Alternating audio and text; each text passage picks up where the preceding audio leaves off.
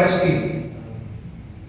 Tapi dalam kondisi saudara kita di Palestina seperti sekarang dibombardir oleh Israel, masih ada orang Indonesia dalam tanda kutip yang beragama Islam masih bersekutu dengan Israel. Ini sangat memprihatinkan.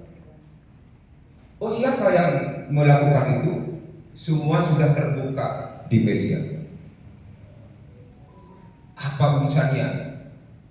Kemungkinan ujungnya adalah fulus.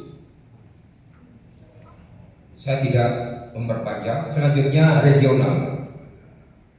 Situasi yang terjadi di Laut Cina Selatan. Apa yang dilakukan oleh Cina membuat pangkalan di Pulau Natuna adalah sangat mempengaruhi tentang kelangsungan negara Republik Indonesia. Kalau dihitung dari jarak, maka pulau itu, Laut Cina Selatan itu lebih dekat kepada Filipina. Tetapi Cina menganggap itu punya dia. Malah kadang-kadang Cina masuk ke wilayah Republik ini untuk menangkap ikan. Karena ikannya lari ke Indonesia, katanya begitu. Memang agak aneh begitu. Memang ikan di laut kan tidak tahu batas negara begitu. Saya persingkat. Republik ini mulai kacau balau setelah terjadinya amandemen Undang-Undang Dasar 45 18 Agustus.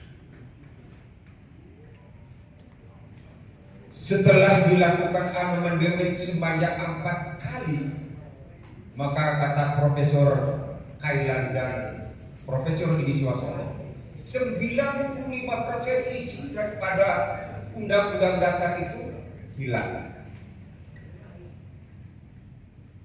Nah, kalau sudah hilang diganti, berarti itu hanya casingnya saja, hanya bungkusnya saja yang Pancasila 45.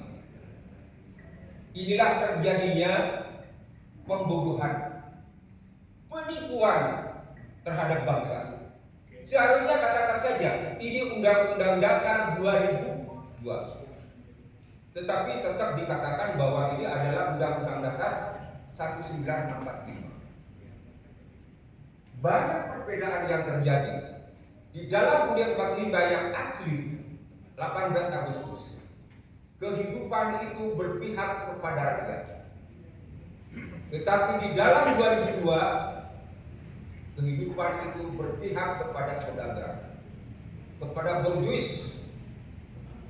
Nah, selanjutnya di dalam Undang-Undang Dasar 2002, presiden itu adalah setiap warga negara. Siapapun warga negara Indonesia boleh jadi presiden. Maka republik ini akan terjadi seperti Singapura.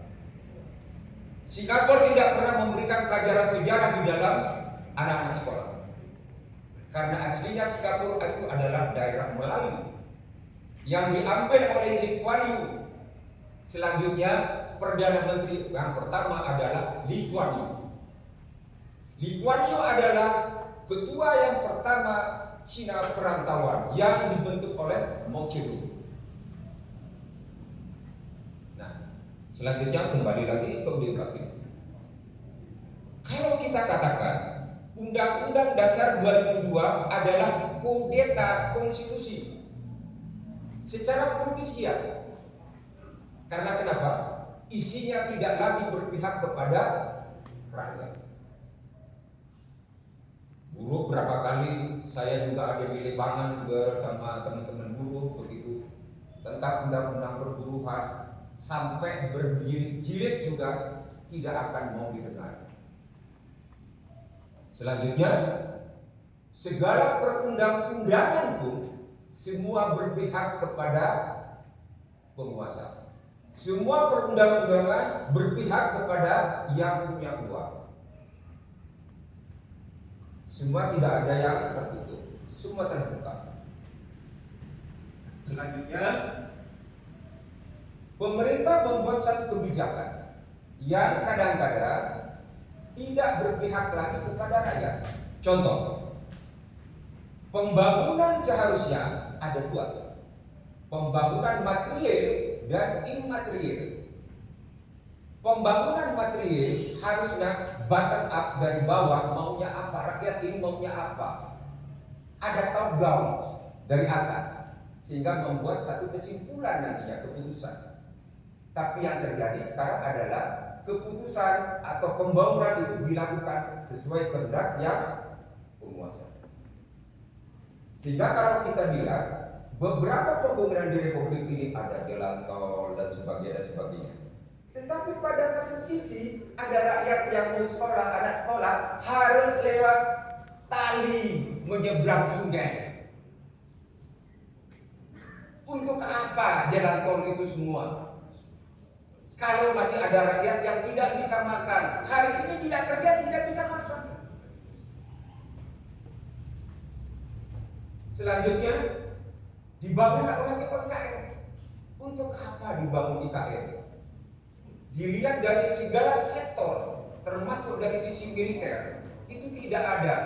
Tidak bisa dikatakan itu sebagai daerah ibu kota. Lihat demografi, juga tidak mungkin. Kebanyakan itu adalah rakyat Indonesia yang dibandingkan dengan luas daerah lebih kecil penduduknya. Cina dengan kekuatan atau penduduk 2,5 miliar, 400 juta harus keluar dari Cina. Dari separuhnya harus masuk Republik ini. Kita yang tidak berterima kasih kepada Allah, kita dilahirkan di bumi yang terbaik, tapi tidak mampu untuk menjaganya. Silahkan jawab sendiri, apa kita mampu? Tidak mampu menjaganya. Kalau nanti IKN itu dibangun dengan harga yang tinggi, siapa yang mau tinggal di sana? Berarti akan terjadi eksodus Cina ke Kalimantan. Maka sebagian besar penduduk Kalimantan adalah penduduk dari Cina. Maka manakala terjadi sesuatu, wassalam Kalimantan.